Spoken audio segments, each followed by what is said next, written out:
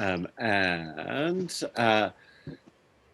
good evening, good evening. It is obviously strange times for us, for all of us, and disturbing times. And as Rabbi, put everybody on mute, please. I was putting this on mine so we can do one and then the other. Look, there's not much to say other than we are obligated to continue doing the right thing. Where if the Jewish tradition teaches anything, it is that we are, especially in this week's Torah portion, we're supposed to be responsible to a sense of moral responsibility and of truth, and that the lack of that in the Exodus story is what leads to the descent into slavery. And Havdil, it's a different thing, but it's part of the struggle that our country is having right now. Part of Talmud study, though, I think, by the way, is developing good critical thinking skills, which is to say, as we say frequently, like to question and to interrogate a text. The ability to do that is important. It is not in any way to pick up our metaphor, like getting a shot. There's no vaccine for having moments or areas where you're exercising poor critical thinking skills, but it's supposed to build up our strength in it, or at least in part. And that is a skill that we all need, and hopefully we can help spread around. Strange days. We are going to pick up. We're going to get back. We're going to go into the text because I have the feeling that I can't tell you anything about the world that you don't already know. But we can dive into the Talmud. Make sense? Makes sense. All right. So the bracha for Torah study is Baruch atah Adonai Eloheinu melech haolam asher kiddeshanu b'mitzvotav v'tzivanu la'asok b'divrei Torah. Please feel free to if you have a question or a comment, unmute yourself as you like. You can change the gallery view as you like. Sort of have it this way so that for the YouTube recording. Where we left off last time, I believe, is the top of page 4a in the Gemara, or page 18 if you're looking at the Koran edition, or I thought I wrote down the it's just at the 4a1 if you're looking at the Sfaria online. The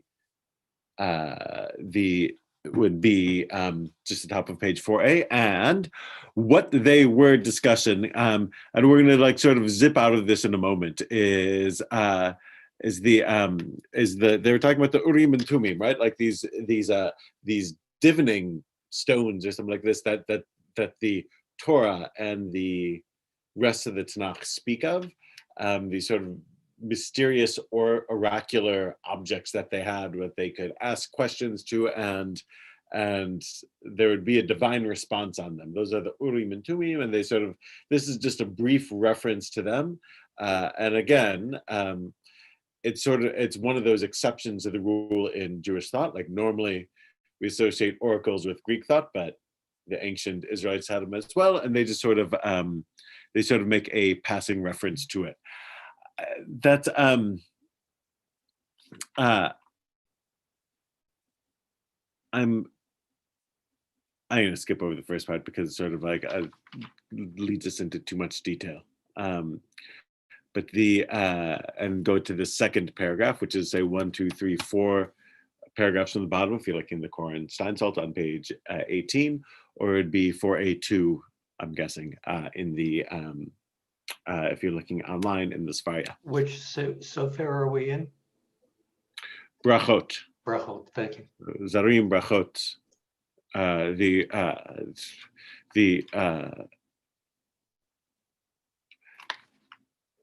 So the volume is named after like the main theme of it, the blessings, right? So it's supposed to be about blessings, even though we're somewhat far away. We're sort of, again, we talk about the stream of consciousness nature of it. So, Amar Rav Yitzchak Barada, he says, V'amrele, Amar Rav Yitzchak Bre Ravidi, Rav Yitzchak Barada, and some say it was really Rav Yitzchak, son of Rabbi Idi, who said, like, Yitzchak Barada and Yitzchak Bar Idi sound similar. So again, there's sort of like a glitch in the transmission, and they're not sure whether it was Yitzchak Barada or Yitzchak Bar Idi.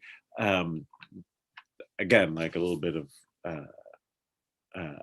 garbled transmission through the time. But again, notice they're so interested in citing their sources that they record that garbledness. Ma'ikra, why is it written? Ura Kvodi, Ura Navel, V'chinor Ira Sachar, in Psalm 57, it says, "Awake my glory, awake harp and lyre, I will wake the dawn." Lots of musical images in the Psalms. And they're throwing this against, if you remember the last time we talked about these images of David would get up at midnight, that the north wind, what was that term? I remember the excitement part, because there's Ed, help me out here. Aeolian excitement?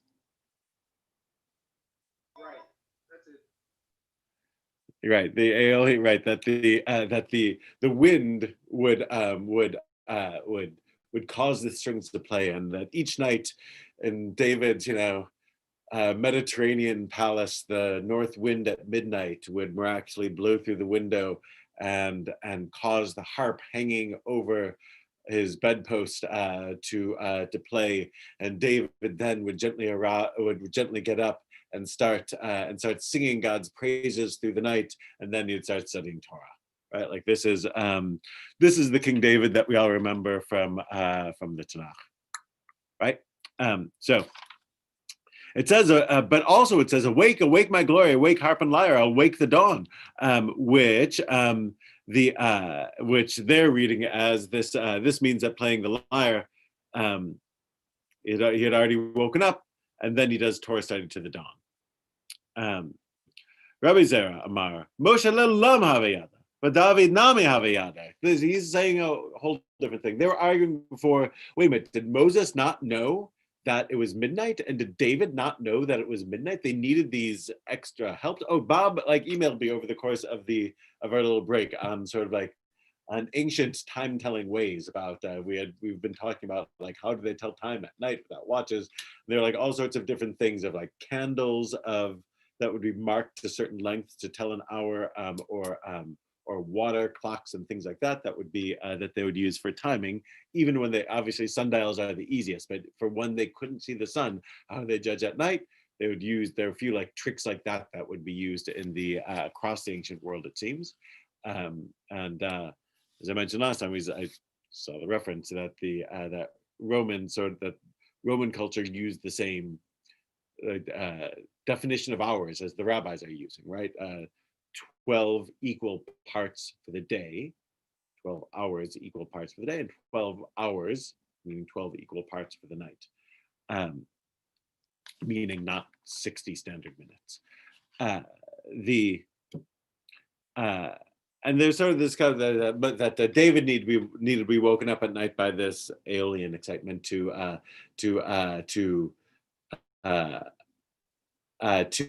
say psalms, because there's a reference to David getting up in the middle of the night to say psalms, and then there's a reference in the Exodus story that Moses, that in the plagues, God says, "I'm going to come out and strike the Egyptians." Moses says that God's going to do it kichatzot, around midnight, and they're like, "Wait a minute, Moses doesn't know when it's midnight." So now Rabbi Zera is saying, no, they both knew. Second paragraph from the bottom, Kevan, David havayada, kinor lama le. If David knew, then why did he need the lyre hanging over his bed to play music? And it answers, le iture misante. You need the lyre to wake him from his sleep. Meaning that he knows, which seems to be like he knows what midnight is, he's just sleeping through it, but like on some sort of cosmic level, I guess he knows, right? Like again, this is part of if you're if you're saying that he knew, you need then to account for the other parts of the story. Um, this is, if you want to offer a new suggestion as to what's going on in some verse in the Torah or some scene in the Tanakh, whatever it might be, or even a scene in the Midrash, you need, and you want to change one thing, you have to make sure that everything else still works with that. And again, that's part of the like thinking skills one's supposed to do. This next part I actually like. This next little paragraph, the bottom of page 18, it says, Kevan the Moshe. Havayada. Similarly, Moses knew when night is. Remember our problem again in the Torah. It says that he's going to come out and strike the Egyptians kechatzot, around midnight. So Rabbi Zera says that Moses knew when midnight was. He doesn't need to estimate. But then the Talmud has lamele lememar kechatzot. Kachatzot. Why does it say about midnight kachatzot if you knew when midnight was? So if you're making this claim, you have to defend it. Here's their answer to it. Moshe ksvar shema itu instag nane paro vamru Moshe badayu. Why is he doing it? Lest Pharaoh's astrologers, instag nananim, lest Pharaoh's astrologers might make a mistake. Meaning, why does Moses say kachatzot, around midnight God will come and strike the firstborn? Not because Moses doesn't know when midnight is, because Pharaoh's crowd will make a mistake on midnight. And what they're going to do, if their clocks are running slow, I got that right there. So let's say they're like 5 minutes slow, then Pharaoh's astrologers are going to say, it's midnight, or fast. I guess maybe fast works better. Their clocks are running 5 minutes fast, and they're like, Moses said that he was coming at midnight, and it's midnight, and nothing. So this God thing is false. So it's not that Moses didn't know. He says around midnight they're coming to control for the fact that Pharaoh's astrologers aren't going to know, and they're going to say Moses is a liar. So to prevent Moses from to prevent himself from being called a liar, he says around midnight. The Amar Mar, because we have a teaching that says the rabbis are now bringing what's probably a rabbinic quote to tell you what Moses is thinking. So this is something that the rabbis clearly say to each other, but they're sort of retrojecting it back into Moses' mind. So why is Moses so careful to ensure that he's not going to be called a liar, that he changes when God says, I'm coming at midnight, then he says the Egyptians, they're coming around midnight, because he doesn't want to be called a liar in case their clocks are off. Because Moses is keeping by the saying, Lamad lashoncha lomar ini yodea shema tipra ve'ta'azcher.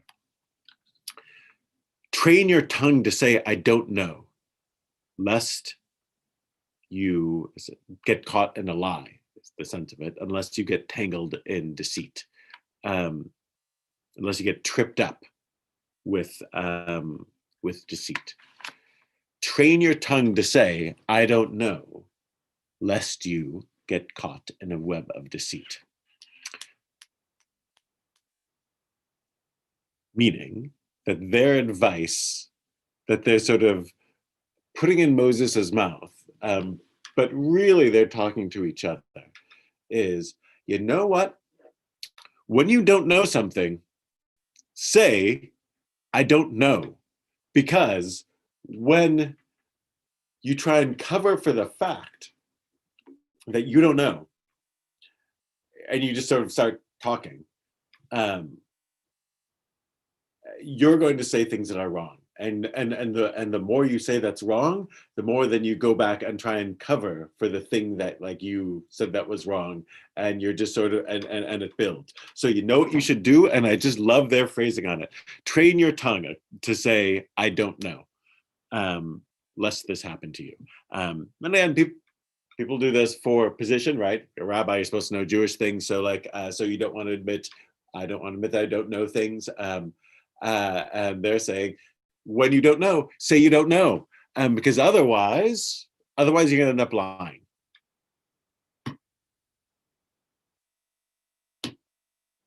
It was true in Talmudic times. They think it was true in the time of Moses. It's probably safe to say it's true now. Of the little nice takeaways from this class and little good Talmud quotes to pull out of, train your tongue to say I don't know, lest you get caught in a web of lies is a good one. That's what you learned in Talmud this evening.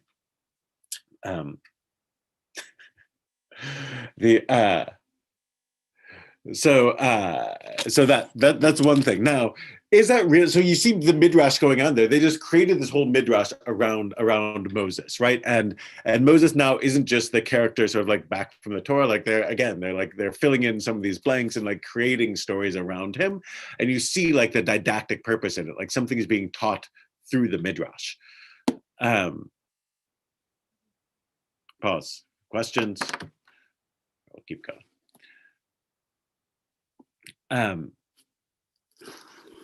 Keep going. Now I'm on the top of page 19. Continues the next little paragraph. Are you taking questions verbally, or you want things typed out? Oh, either. No, you can take it verbally. Here, it's sort of easier when it's this is. Yeah. Okay, it's easier to speak then. In this sentence right here, it does remind me about that yet again. The Talmud is concerned about how one action, this was discussed on Tuesday night, discussing about music, how one action may lead to performing another action which is in fact sinful. We were talking about music, the idea not to make music in case you might want to repair your instrument on Shabbat. Here they're talking about accustom your tongue to say I don't know, lest you should lie to cover up your error, is basically what they're saying. As opposed to what I was thinking, in a working world, you don't want to lose face. You don't want to say something and be shown to be wrong. Well, now you look like a jerk, or you're not as credible as you once were. So it's more of an ego thing. But here in the Talmud, it's more of don't do this lest you do this sin. Right. Sounds like you're testifying before Congress, and I don't recall. Things of Watergate. Iran Contra, like right. So this is I feel like this is notice that this is less the I don't recall. This is more the I think it's in they're putting it in Moses' mouth, like vis-a-vis Pharaoh's astrologers, and you see like if you're looking in the text, like they note that they do the etymology on astrologers, which clearly sort of like isn't a Hebrew word. You can tell by looking at it. It looks like it's borrowed from the Greek. But really they're presumably talking to each other and I think it might be the reason that Jack's talking about, which is to say professionally, when you're in a professional setting and sort of like they're in a situation analogous to it, you don't want to say I don't know because you might look bad, and so but they're saying do it, and it's and they're sort of like trying to turn this otherwise embarrassing thing, I don't know, into a virtue. But I think it, among other things, it's good advice. I think it's a little bit strange to think, for them to think that the Egyptians would find fault with Moses because of the time. After all, their firstborn is still going to be killed, and does it really matter what time it was? Right. So, like, good point. Right, Laura. Like, so, like the midrash is sort of ridiculous. I mean, there's a number. If you want to drill down that deep, like, there are a lot of things going on there that are sort of strange. Like this is, we're like Erev 10th plague. Like, Pharaoh's astrologers, might not be, wearing Moses t-shirts at this point in time, right? Like, they've been through 9 plagues. They presumably hate him, right? So, like, and also they're Pharaoh's astrologers. Like, what do you care what Pharaoh's astrologers think about you? So it's sort of, so you can say a few different things. One, that this is this just an excuse, like, sort of like spinning up possibilities? Why does he say around midnight when we sort of find problematic the idea that God, and Moses through God, or vice versa, like, doesn't know when midnight is, when we, meaning they, feel like we've got like accurate enough instruments, like, to know when midnight is. How could God or Moses not know like this? So they're trying to solve that problem, and in solving that problem, they create this other problem, which is one that you mentioned, sort of like you're worried about what Pharaoh's astrologers think of you after 9 plagues, really, Moses? Because, like, I got news. They're not fans. Among other things, right? And in addition to the like how far out of your way are you going to impress these people who you don't like? Though part of though now in that midrash, he is worried about his reputation in front of Pharaoh's astrologers, who are, some of whom might be about to get zapped. But good point. Within the world of that midrash, it does seem strange. Rav Ashi Amar. Rav Ashi says, "V'falga orta de tlesar nifre abarsa havekai." Moses was standing. He's saying Moses was standing, saying this at the midnight of the 13th, leading into the 14th. When he said that, and Moses told Israel that, so if the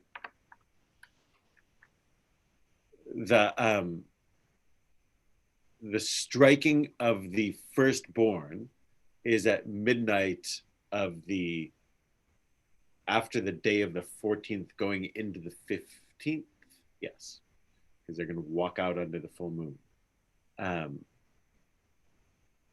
As they do this, right? Like, so of Nisan, right? So so they're saying, he says that this is, so like after the day of the 13th, going into the 14th, is when he says this. Hachikat Mar Moshe Israel, Moses says to Israel, he says, Amar Kadosh Baruch Hu, that the Holy One of Blessing says, Lemachar kachatzot alayla, Ki ha'edina ani yotze b'toch Mitzrayim. He says that, ka, or ka, can mean like about or around midnight, or it can mean like, or like as. So Rav Ashi says, you don't need this whole story where Moses is worried about what Pharaoh's astrologers are going to think of him and whether they think he's a liar for 5 minutes before they get zapped by the plague, if they're firstborn. You can explain it this way. He says, Moses, it's midnight on the 13th. God's coming at midnight on the 14th. So Moses says, tomorrow, he's coming kachatzot, like midnight, meaning that like this is midnight here now, at the time like this, God's going to come tomorrow and we'll go out in the midst of Egypt, meaning that it's not about midnight, it's like midnight, meaning like now, tomorrow. So that's his reason for it. Here notice his midrash then is placing is about the time of it, so that he says, like now, that's when it's going to happen tomorrow, and you don't need this all these other things. So he's both saving Moses, that Moses and God know what time it is, and doesn't have to have the worried about Pharaoh's astrologers making a mistake thing. So there's two competing midrashim. So a lot of times, like when we in shul, we'll talk about midrash, or somebody will say this, or you say this, and it contradicts what I just said, and whatever it might be. Like you see how that works. They're contradicting each other, and the stories that they tell about Moses aren't meant to coexist side by side. Sometimes they're like specifically designed to go against each other, and they all are coming up with like different reasons why the text is has these little pieces in it. Makes sense. And now we're going to move off of Moses. So if you got anything about Moshe, we'll say it now. It's about to get weird. Come Pesach time, I always think of this about the midnights on Pesach, because it's because again, this is a case of stories building up over one strange letter in the Torah. David. Shamar nafshi ki chasidani. So now we got another line. We have where, because we brought up King David, we're just about that David gets up at midnight to sing on his lyre. Now we're going to like sort of keep spinning stories of King David, and you're going to wish we were talking about music by the time we're done. So Psalm 186 has this line. Or Psalm 86, sorry, 86. It says, it's it's a prayer of David.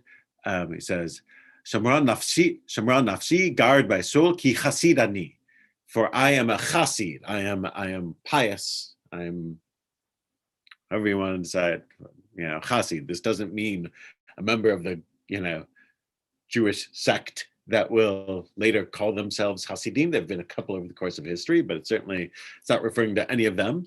He's not saying I'm a Hasid in the sense that I wear black and dress like I'm a 18th century Polish gentry. He's just saying I'm a pious guy. Protect me, God, essentially, because I'm pious. And you'll see. I have a problem with that. Yes. A person that calls themselves pious, it's one thing if we call somebody else pious because you see what they do, but if you call yourself pious, isn't that being egotistical and maybe not true? We're talking about David. Correct. Right. So yeah, it is something of a problematic thing to run around claiming that you are pious or a chassid or whatever the case may be. You're generally speaking, when somebody, if somebody has to claim it for themselves, it's generally we assume that somebody else isn't, that's because others aren't saying it about them.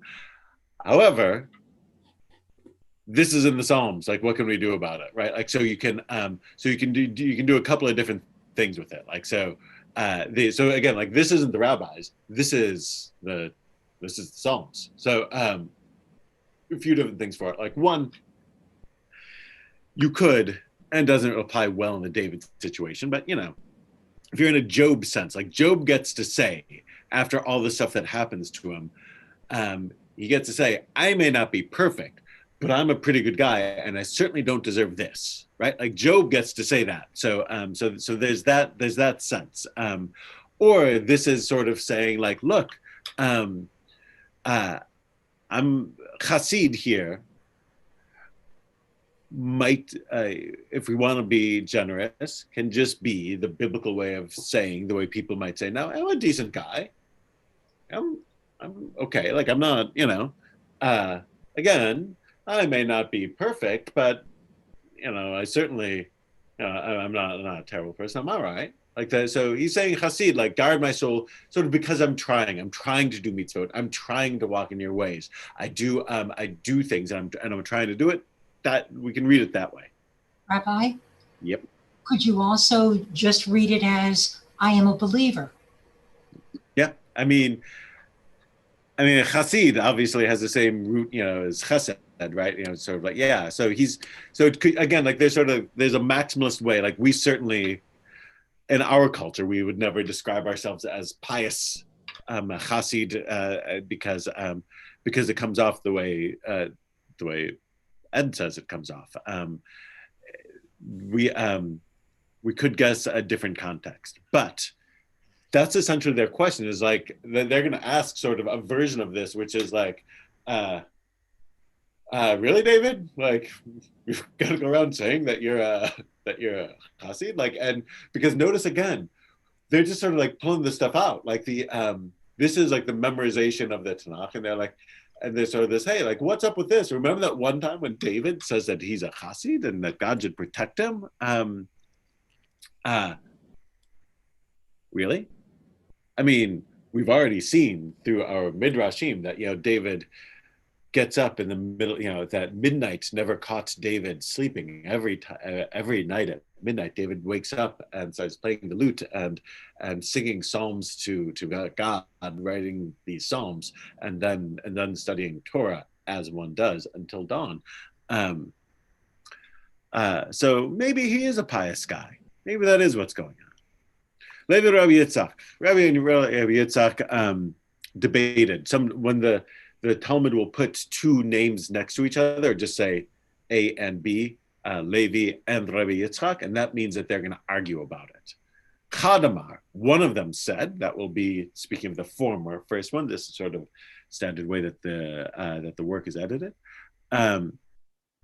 One said, why does David say, "Protect me because I'm pious"? Kachamar David. David says this before the Kadosh Baruch Hu, for the Holy One, blessed be God.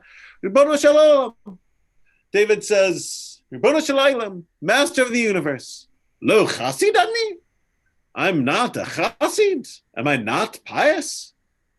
Shekol malchei Mizrach ve'erev ve'ishanim ad shalosh sha'ot ve'ani chatzot halayla akum leodot lach. Every other king in the east and the west, across the known world, he's sort of talking about the Mediterranean basin and the Middle East. They sleep. They sleep until the third hour of the day, meaning 3 hours after daybreak. So if daybreak is 6, they're sleeping till 9. They sleep in because they're kings, and it's good to be the king, and you can sleep all day. But me. We know from the Psalms, Chatzot laila akum leodot lach. At midnight I rise to give thanks to you, O God. Am I not pious? All of my peers, lazy bums. Me, getting up at midnight to sing psalms.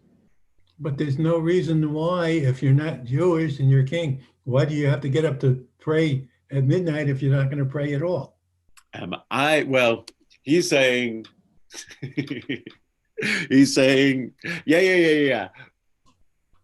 Look how kings act. He's not comparing different ways. He's like, look at all the other kings. Of all the kings out there, they're all lazy bums.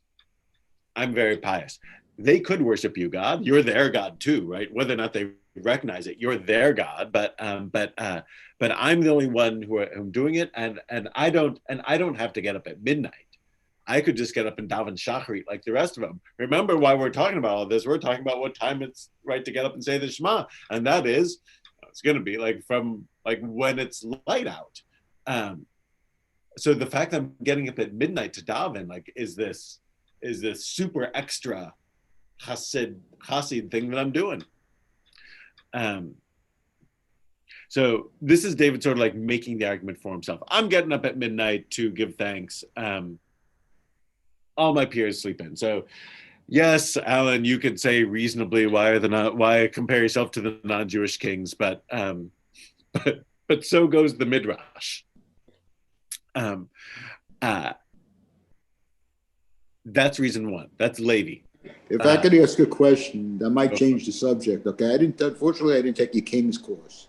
But I'd like to know when this was written, but later on, like David, like with Bathsheba, later on, was he that part? I'm saying? I'm just curious the timeline. And Yeah. how So does look. what does the Midrash say? So Is so he pious? so that's part of Alan Albert keeps giving like sort of like sly comments on that front, sort of like the not the David I read about, right? Because of that. So look, the obviously the rabbis are speaking,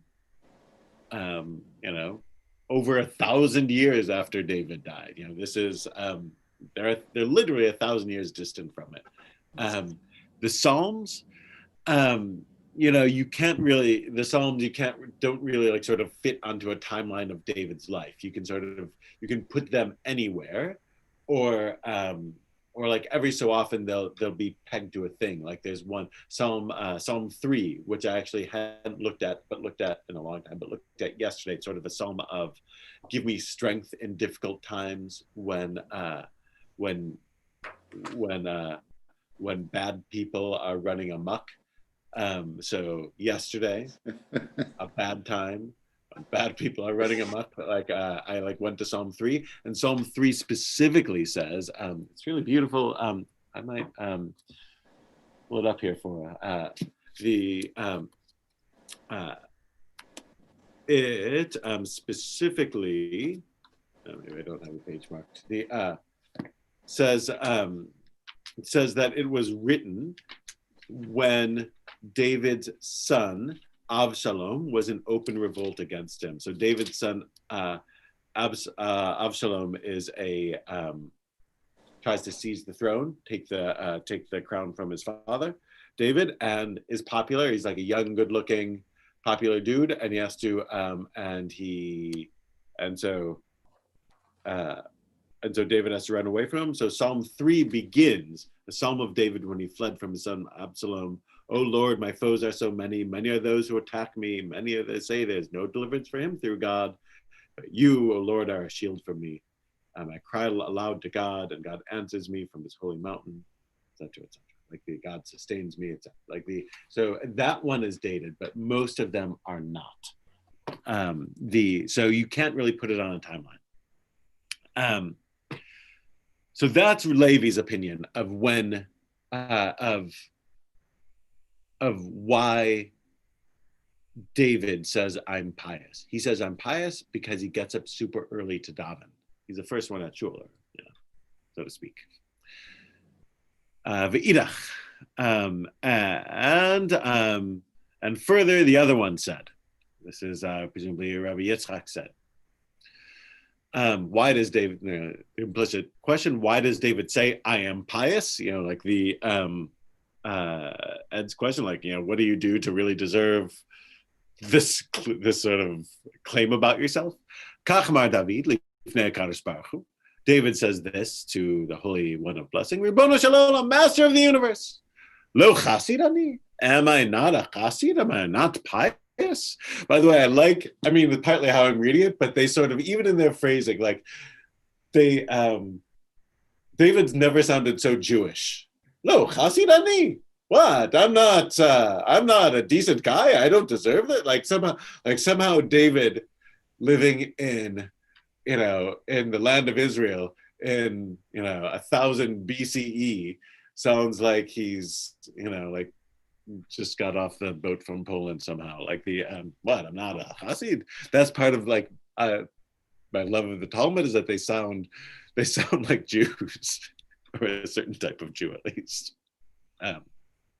No, Hasid ani. I'm not pious.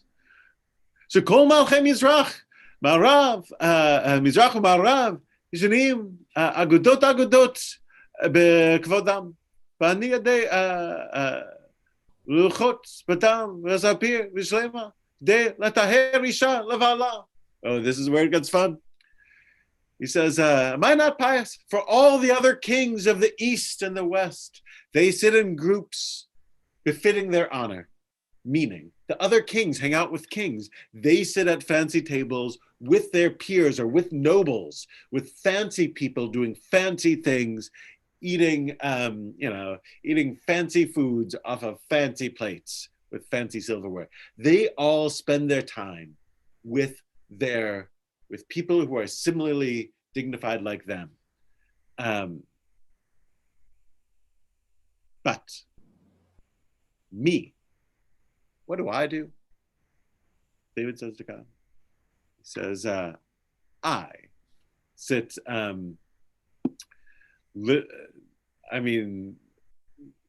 my becomes, first we'll do just the Hebrew, as it were, and then go back to the whole thing.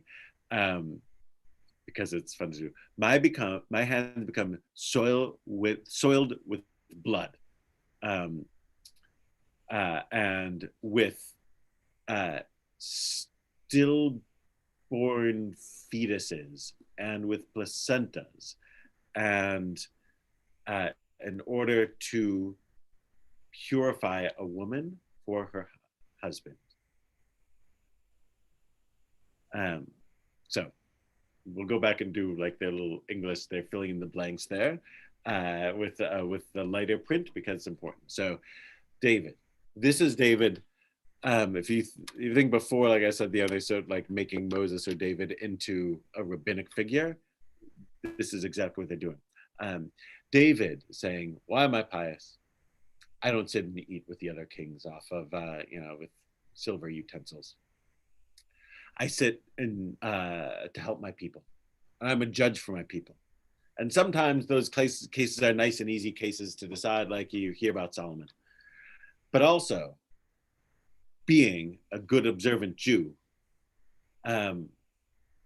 one of the tasks is to determine what status a woman is, to see if the blood that she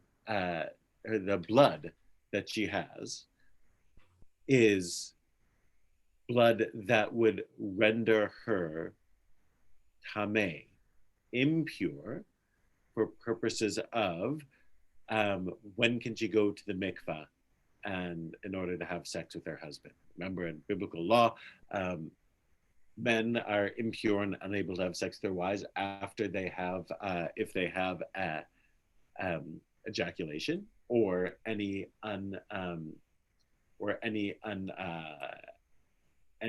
emission from their penis that is not that, that's not urine or not expected, like that. The men are impure and have to go to the mikvah, and women have to go for their bleeding, regular or otherwise. This is sort of all over Leviticus and the stuff that that we don't talk too much about, in shul, because so women come with questions. So just reading out of the translation/commentary, women come. I sit as a judge who issues rulings for the people. Women come with questions of ritual impurity.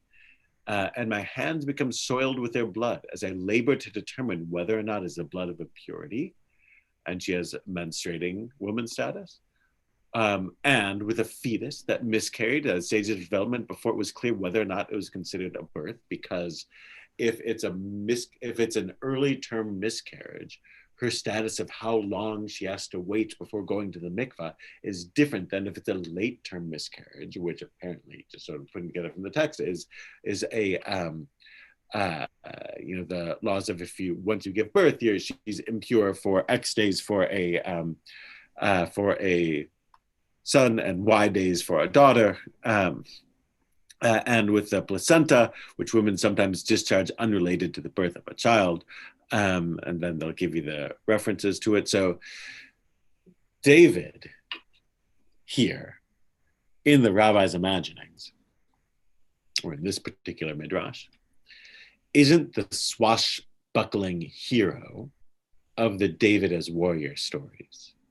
He's not the gentle poet of the Psalm stories. He's not the sort of lecherous womanizer of the Bathsheba style stories. And he's not the Don Corleone godfather of Kings chapter 1, last week's Haftorah type stories. David is sort of we think was an Orthodox rabbi who is wrist deep, as it were, in determining what type of blood a woman is emitting are more private parts. This might not be what you think of when you think of David, but you have it here in front of you in black and white. This is what they got. So David, when he says, and why is he doing all of this? Because according to the Torah, the you have the woman has different status depending on what's going on with her body. So David is sort of like the arbiter. She's not the arbiter of herself. You don't judge yourself. Somebody else is supposed to judge for you. David is the arbiter. David will say, this is this kind of blood, so you have to wait 7 days before you go to the mikvah, or you have to wait 14 days to go to the mikvah, or you have to wait 30 days before you go to the mikvah. So in each case, like that's what he's doing in order. And so, and then it ends with, in order to render a woman pure, meaning essentially declare pure and permitted to her husband, meaning that the couple wants to be able to get together again. So I'm doing this sacred work because what's important to society is, happy marriages. And happy marriages are partly going to be based on the fact that the couple gets to sleep together, but they don't get to sleep together whenever they want. They're limited through the laws of what's now called Taharat Mishpacha, the family purity of what sort of blood is being emitted and what type is not. So by judging these things accurately, I'm helping the couples sort of like operate in line with Torah law.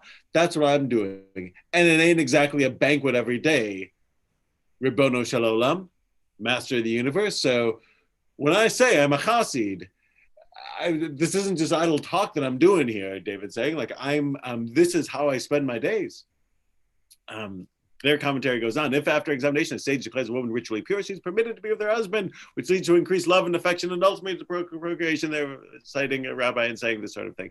And so this is this might not be the David that you're familiar with, but this is the David the rabbis are very familiar with. And he goes on to say, not only that,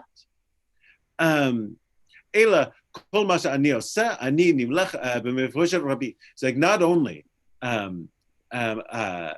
do I do things like this, which other people might think is below, as they say, below the station of the king, as that commentary says, this is,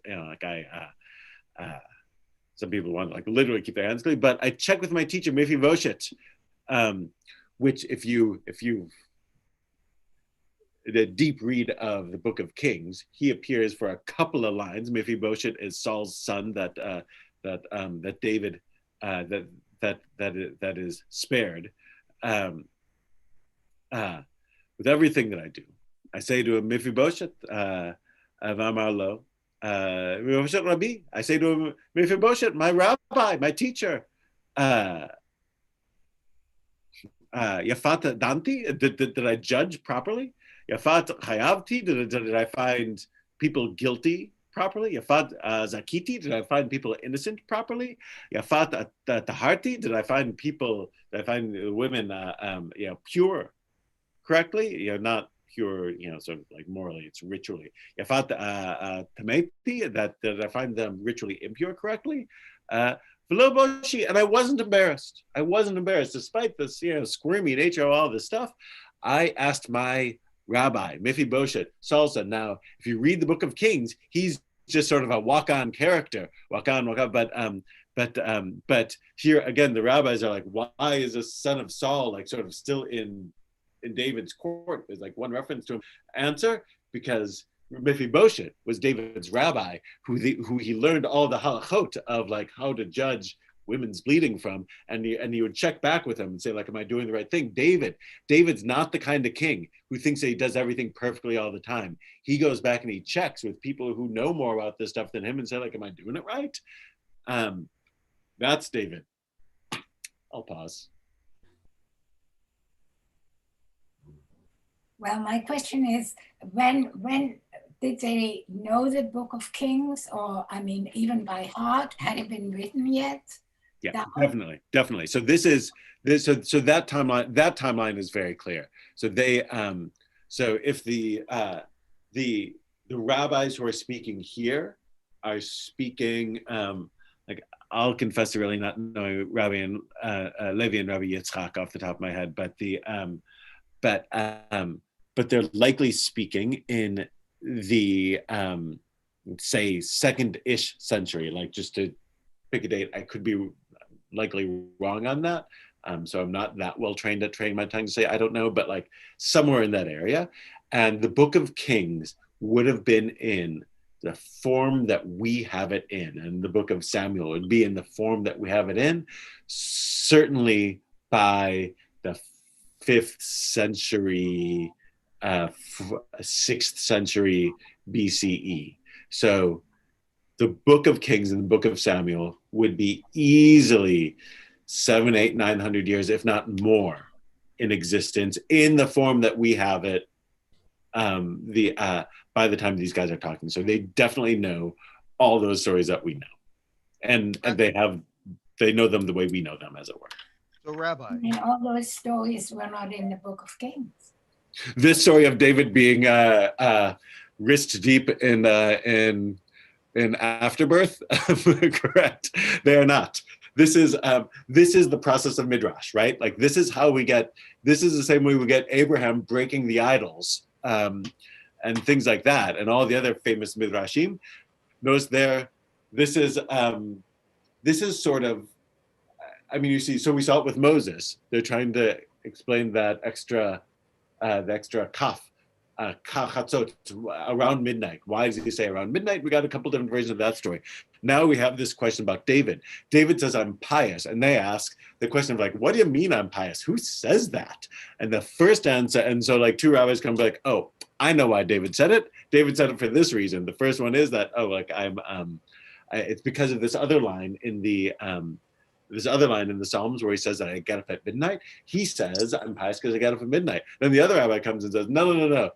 David says he's pious because he's so concerned for the otherwise uncomfortable details of halakha, of Torah law, that he is involving himself in it. David is the kind of guy, nothing's beneath him. Nothing is beneath him. He's willing to get his hands dirty in a pretty hands dirty way, and then he's humble about it. That's why he's saying it. But maybe the piety connects to the fact that, as you were talking about earlier, that he knows what he doesn't know, and he is willing to say, did I do it correctly? Did I follow the rules, et cetera, et cetera? So there's a measure of humility there. I like that. That I hadn't thought of that, which is, that's nice, because that then links this, it makes this story less somewhat random, meaning that I was just thinking that this is inserted here because we're talking about David getting up at midnight, on the previous page. But it's not just the fact that David gets up at midnight, which is Levi's thing. Here, at the end of this story, he's trained his tongue to say, did I do it right? And remember, I mean, Mephibosheth is, if I'm not mistaken, if I remember Mephibosheth correctly, he's the one who,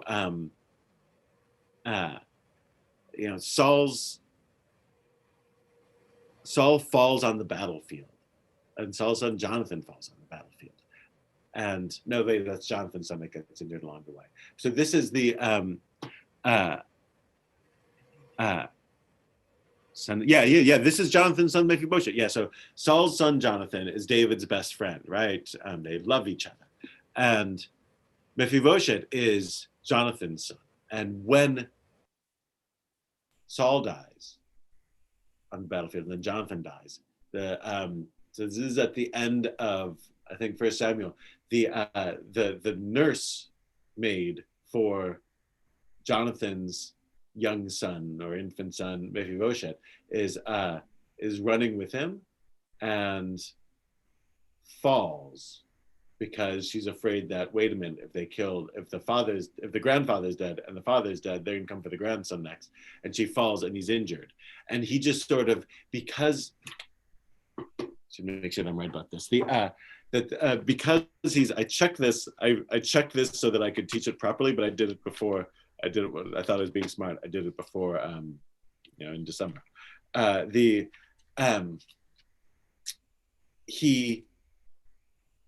He's injured, and David, and he's left alive, And it seems that David can sort of like keep him alive to like make it seem that David is kind. Normally, if you take over the throne, you're going to want to kill the entire family of the guy you took over the throne from, especially the sons, because and grandsons, because of course they have a claim to the throne. But Mephibosheth is handicapped, so he's sort of he's sort of no threat. That's the Mephibosheth thing. I think I might have it here.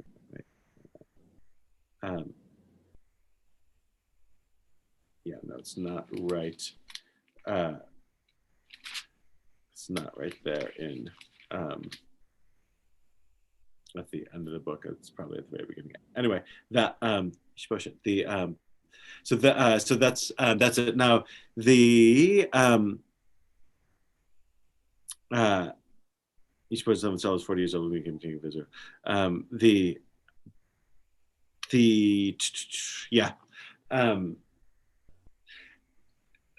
Mephibosheth, by the way, probably not his real name, but that's part of what it's called, and we'll do it. So, but yeah, it's a great point by Andrea that it's that David shows humility here.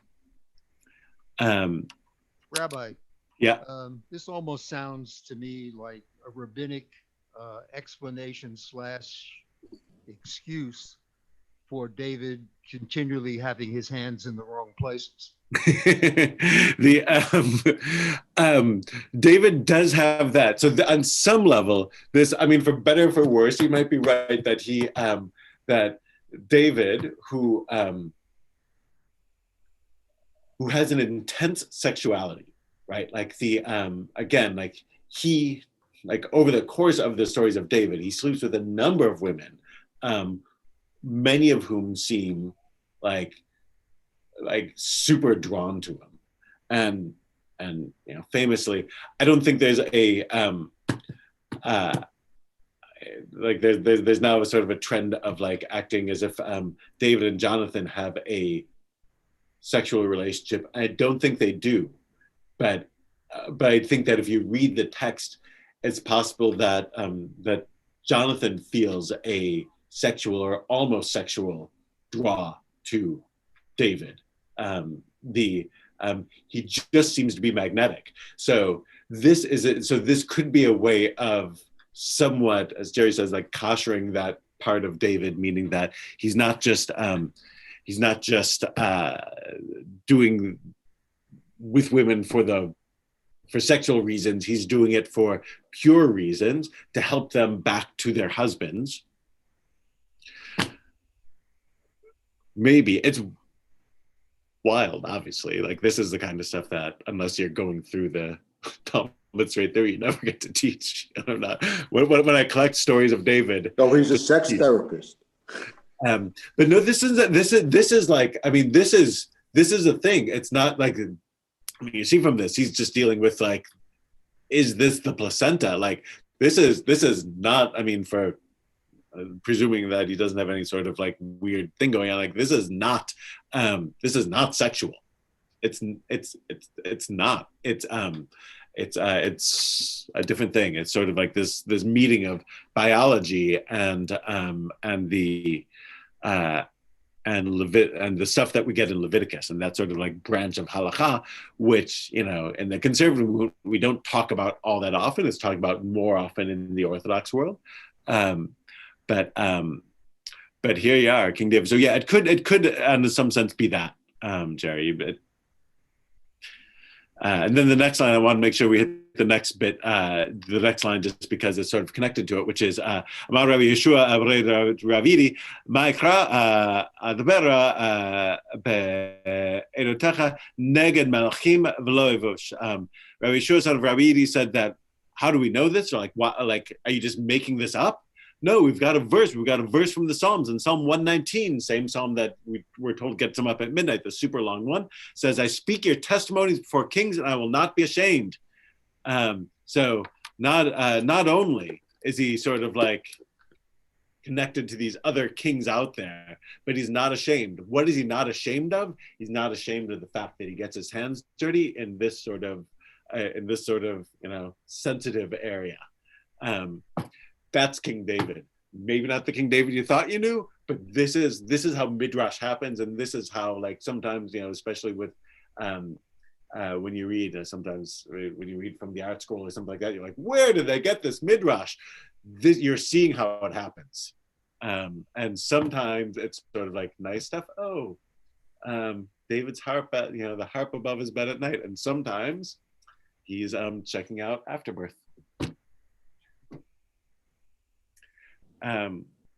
So now that we've, should anyone ask you what you learn, you just feel free to tell them. We will pause. We will pause there. Fascinating stuff. At least to me. And please, as always, take care of yourselves. It was buried in the news yesterday amongst everything, all the other horrible things going on. But